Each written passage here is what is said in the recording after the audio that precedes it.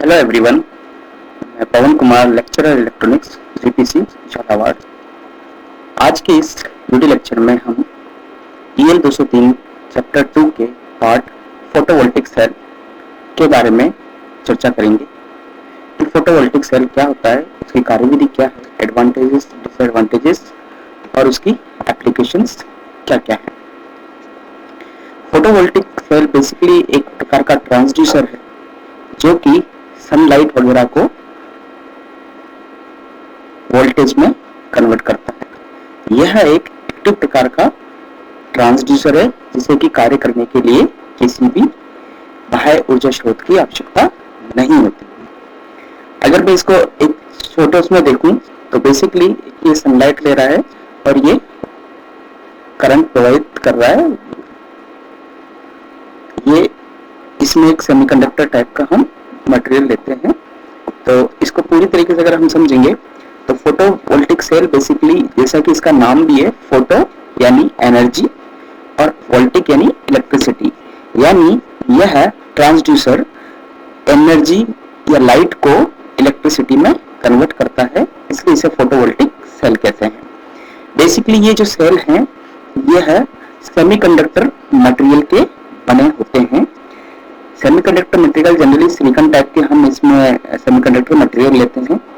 Photovoltaic cell बनाने के लिए एक एन टाइप के सेमीकंडक्टर को पी टाइप के सेमीकंडक्टर के साथ जोड़ा जाता है, जिसे कि हम पीएन, जिससे कि मिलके पीएन जंक्शन बनता है। अब एन टाइप सेमीकंडक्टर को पी टाइप के सेमीकंडक्टर से जोड़ने से क्या होता है कि एन टाइप सेमीकंडक्टर में नंबर ऑफ इलेक्ट्रॉन्स ज्यादा होते हैं, जबकि पी टाइप सेमीकंडक्टर में नंबर ऑफ होल्स ज्यादा होते हैं। तो एन टाइप सेमीकंडक्टर के जब इन दोनों एन टाइप और पी टाइप को हम जोड़ते हैं तो एन टाइप सेमीकंडक्टर के से इलेक्ट्रॉन पी टाइप सेमीकंडक्टर की तरफ जाते हैं और पी टाइप सेमीकंडक्टर के होल एन टाइप सेमीकंडक्टर की तरफ आते हैं। इससे दोनों के पास वाला जो क्षेत्र रहता है, जहां जॉइंट होता है, वहां एन टाइप सेमीकंडक्टर में पॉजिटिव एटम रह जाते हैं, चार्ज एटम रह जाते हैं, और पी टाइप सेमीकंडक्टर में नेगेटिव चार्ज एटम रह जाते हैं, जिसे कि हम डिप्लीशन लेयर कहते हैं या डिप्लीशन रीजन कहते हैं। बिकॉज ऑफ दिस पॉजिटिव और नेगेटिव चार्ज रीजन के कारण एक इलेक्ट्रिक फील्ड रीजन में, डिफ्यूजन रीजन में जनरेट होता है। अब क्या होता है कि हम जब इस टाइप के पी टाइप और एन टाइप का जो सेमीकंडक्टर है उसको जब रखते हैं सनलाइट में, तो क्या होता है कि जो सनलाइट जो होती है उसमें एनर्जी के बंडल होते हैं जिन्हें हम फोटोन कहते हैं। ये फोटोन की फ्रीक्वेंसी या ये फोटोन जब है, जब किसी भी इस टाइप के मटेरियल पर पड़ते हैं तो ये क्या करते हैं, जो कि हमारे डिप्लीशन रीजन जो है उसमें जो एटम है उनमें से इलेक्ट्रॉनों को मूव करा देते हैं। अगर इन फोटोनों की जो एनर्जी है वो इतनी है कि यह जो इलेक्ट्रॉन है डिप्लीशन रीजन में, उसका जो बैलेंसी बैंड और कोवेलेंट बैंड की जो एनर्जी का गैप है उससे ज्यादा है, तो वह उस एटम में से इलेक्ट्रॉन मूव करा सकता है, वो फोटोन। तो जब उस एटम में से इलेक्ट्रॉन मूव हो जाता है तो उस जगह एक वैकेंसी आ जाती है जिसे हम होल कहते हैं। तो इस प्रकार उस रीजन में इलेक्ट्रॉन और होल उत्पन्न हो जाते हैं। अब ये फ्री इलेक्ट्रॉन जो है वह इलेक्ट्रिक फील्ड के कारण, क्योंकि हमने पहले बोला था कि जो जंक्शन होती है, जो डिप्लीशन रीजन होता है, उसमें पॉजिटिव और नेगेटिव एटम रह जाते हैं, जिसके कारण कि एक इलेक्ट्रिक फील्ड जनरेट होता है। उस इलेक्ट्रिक फील्ड के कारण जो हमारे फोटोन के द्वारा इलेक्ट्रॉन और होल जनरेट हुए हैं डिप्लीशन रीजन में, वह मूव करना स्टार्ट करते हैं। तो जो इलेक्ट्रॉन है वह एन टाइप जो मटेरियल है उसकी तरफ मूव करते हैं, और जो होल हैं वो पी टाइप मटेरियल की तरफ मूव करते हैं। लाइक दिस, अगर हम इसको देखें तो ये हमारा एक सेमीकंडक्टर मटेरियल है, ये एन टाइप मटेरियल है और ये पी टाइप मटेरियल है। बेसिकली हम जब फोटो सेल की बात करते हैं तो जिस भी रीजन में जो भी सिरा ऊपर होता है जहां से सनलाइट पड़ती है उसको हम थोड़ा नैरो बनाते हैं, उसको हैवीली डॉप्ड करते हैं। तो ये जो हमारा ये वाला रीजन है, मान लो कि ये वाला जो सिरा है एन रीजन वाला ये ऊपर रहेगा और पी रीजन वाला जो है वो नीचे रहेगा। तो क्या होगा कि ये जो सिरा है जो ऊपर रहता है वो हैवीली डॉप्ड है। हैवीली डॉप्ड होने के कारण इसकी जो थिकनेस है वो काफी कम होती है और ये पतला होता है। जैसे कि ये जो एन रीजन है वो सिर्फ यहाँ से यहाँ तक है, जबकि पी रीजन जो है वो पूरा यहाँ से यहाँ तक है। ये पूरा पी रीजन है जो कि हम ज्यादा बनाते हैं और इसमें जो डिप्लीशन जो रीजन है बेसिकली वह पूरा का पूरा पी रीजन में ही है। तो चूंकि यहाँ पॉजिटिव चार्ज जब इलेक्ट्रॉन जो है वो एन टाइप से इधर मूव करेंगे और होल इधर मूव करेंगे तो इधर की तरफ पॉजिटिव एटम हो जाते हैं और इधर की तरफ नेगेटिव रीजन में जाते हैं। तो इसके कारण एक हमें ये इलेक्ट्रिक फील्ड जनरेट होता है जो कि हमने यहाँ E0 से दर्शाया हुआ है।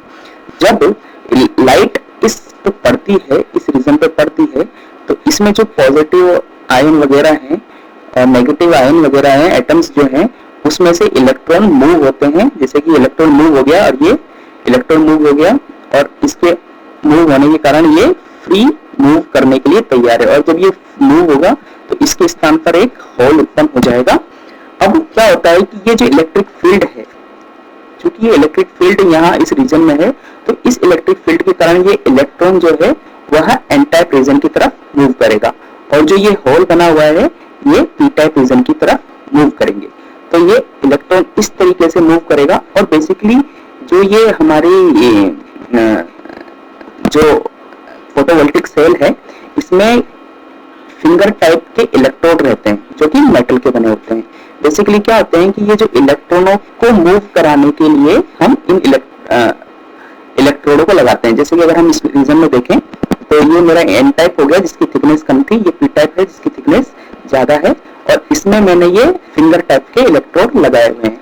ऐसे ही एक इलेक्ट्रोड पी टाइप के तरफ नीचे भी रहेगा और ये मेरे इलेक्ट्रोड हैं जो कि जो उत्पन्न इलेक्ट्रॉन हैं उनको मूव कराने के लिए हैं। तो यहाँ ये जो उत्पन्न इलेक्ट्रॉन है ये एन टाइप की तरफ आएगा और होल पी टाइप की तरफ जाएगा। यहाँ भी इलेक्ट्रोड लगाए हुए हैं फिंगर टाइप और यहाँ भी इलेक्ट्रोड लगाए हुए हैं। तो ये जो इलेक्ट्रॉन है इस इलेक्ट्रोड की मदद से आपके सर्किट में मूव करना स्टार्ट करेंगे। अगर मैं इसको इस डायग्राम के अकॉर्डिंग देखूं तो ये मेरा एक पीएन जंक्शन हो गया या फोटोवोल्टिक सेल हो गया है। इस पे जैसे ही लाइट पड़ी तो क्या हुआ, करंट प्रोड्यूस होना स्टार्ट हुआ। ये जो वाला मेरा सर्किट है विदाउट एनी लोड है, यानी इसमें मैंने कोई भी लोड कनेक्ट नहीं हुआ और ये मैंने एक लोड कनेक्ट कर दिया है। तो जो लाइट प्रोड्यूस होगी उसके कारण क्या होगा कि ये जो मेरा रेजिस्टेंस है, ये कोई भी मैं बल्ब वगैरह लगा सकता हूँ या कोई भी लोड ले सकता हूँ, तो वो उसके थ्रू लाइट पास होगी और वो जलेगा। जैसे अगर मैं बल्ब ले रहा हूँ तो बल्ब जल उठेगा। तो ये फोटोवोल्टिक सेल का काम हुआ। अधिक वोल्टेज प्राप्त करने के लिए हम काफी सारे फोटोवोल्टिक सेलों को सीरीज में कनेक्ट कर सकते हैं।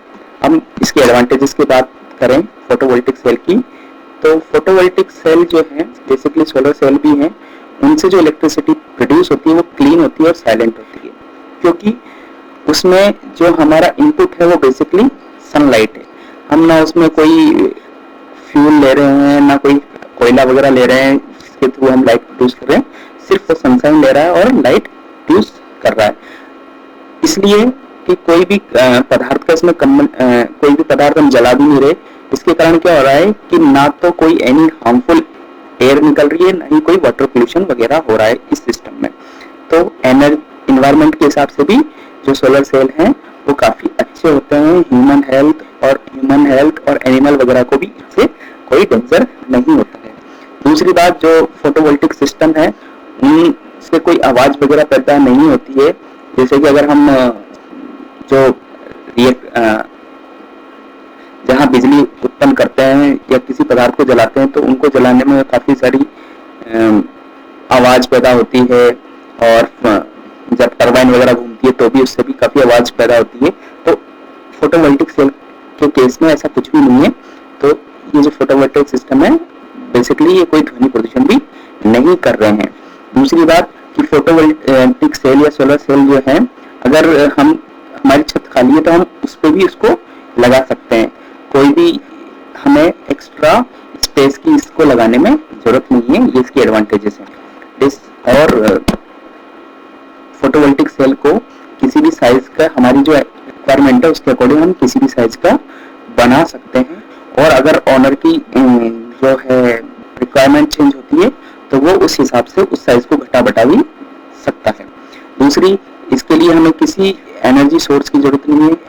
सनलाइट है, सनलाइट अपने आप, जो हमारे वैसे भी इंडिया में तो क्या है कि सनलाइट काफी है, तो कोई अलग से रिसोर्स की जरूरत नहीं है कि जिसे हम खनन करके लाएं या कुछ और करके लाएं। सीधा सनलाइट पड़ती है और ये इलेक्ट्रिसिटी जनरेट करने लगता है। ये इसकी एडवांटेज थी। डिसएडवांटेजेस या लिमिटेशंस की बात करूं तो बेसिकली सोलर सेल को लगाना जो होता है वो एक्सपेंसिव होता है काफी ज्यादा। शुरू में इसकी कॉस्ट काफी ज्यादा आती है।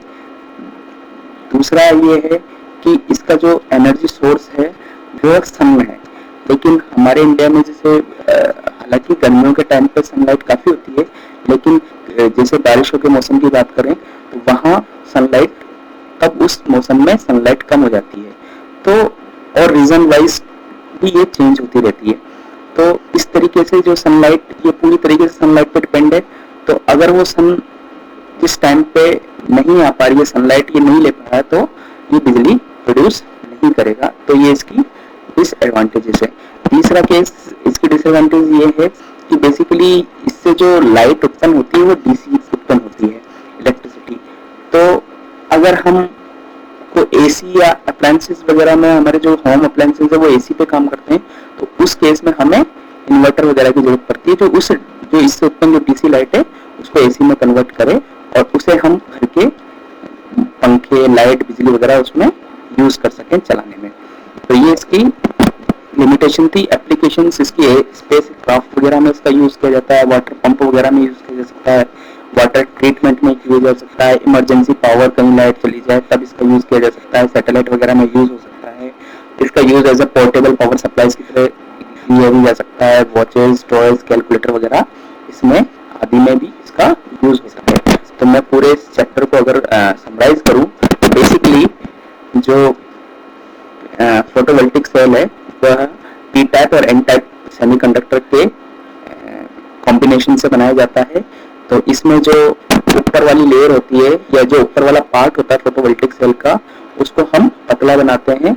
उसकी थिकनेस जो होती है वो कम होती है, वो हेवीली डॉक्ड होता है। और नीचे वाला जो पार्ट होता है, जैसे कि इसमें हमारा पी रीजन है, वो लाइटली डॉक्ड रहता है, उसकी थिकनेस ज्यादा होती है। तो इसके कारण क्या होता है, पी जो ऊपर वाला भाग है हेवीली डॉक्ड है, तो उसके कारण जो पूरी की पूरी रीजन है, हमारा डिप्लीशन रीजन, वो पी टाइप में बनता है। इस पी टाइप में क्या होता है कि एन टाइप की तरफ पॉजिटिव एटम्स रह जाते हैं और पी टाइप की तरफ नेगेटिव एटम्स रहते हैं जब इलेक्ट्रॉन्स और होल्स का मूवमेंट होता है। तो इसके कारण एक यहाँ इलेक्ट्रिक फील्ड जनरेट होता है। जैसे कि यहाँ इलेक्ट्रिक फील्ड E0 जनरेट हो रहा है, तो इसके इलेक्ट्रिक फील्ड जनरेट होता है जब इस डिप्लीशन रीजन पे। और इसको पतला बनाने का ये भी कारण है कि जो हमारी लाइट आए वो सीधी इस डिप्लीशन रीजन पे पहुंच जाए। तो जब इस डिप्लीशन रीजन पे लाइट पड़ती है तो ये है लाइट, जो एटम्स हैं उसमें से अगर इतनी सक्षम है कि उसमें से इलेक्ट्रॉनों को निकाल सकती है तो हमारे इलेक्ट्रिसिटी जनरेट होती है। तो वो कैसे जनरेट होती है कि जब इलेक्ट्रॉन निकल जाते हैं और तो उनकी जगह पे होल उत्पन्न हो जाते हैं। तो ये इलेक्ट्रॉन जो है वो इस इलेक्ट्रिक फील्ड के कारण एन टाइप रीजन की तरफ मूव करते हैं और ये जो होल हैं वो इस इलेक्ट्रिक फील्ड के कारण पी टाइप रीजन की तरफ मूव करते हैं। और इन इलेक्ट्रॉन होल को मूव कराने के लिए हम फिंगर इलेक्ट्रोड का यूज करते हैं, जो कि पी टाइप और एन टाइप दोनों में रहता है। ये जो इलेक्ट्रोड है बेसिकली फिंगर टाइप रहते हैं इस तरीके से, तो इसलिए हम इसे फिंगर इलेक्ट्रोड कहते हैं, जो कि इलेक्ट्रॉन और होल का मूवमेंट कराने के लिए है। तो ये इस इलेक्ट्रोड के थ्रू इस तरीके से इनका मूवमेंट होना स्टार्ट होता है और हमारे करंट प्रोड्यूस होती है। अगर हम इस होने वाले करंट को किसी लोड के सहारे कनेक्ट करें या किसी बल्ब के साथ करें तो वह कार्य करने लगेगा या वह जल उठेगा। एडवांटेजेस इसकी ये हो जाती है कि इसको लगाने के बाद हमें किसी और सोर्स की आवश्यकता नहीं थी, सिर्फ सनलाइट ही ये है और कोई ध्वनि प्रदूषण भी नहीं होता है। लिमिटेशन ये है कि इसकी कॉस्ट काफी ज्यादा है और इसको हमें डीसी को एसी से बदलने के लिए इन्वर्टर की आवश्यकता होती है। Thank you.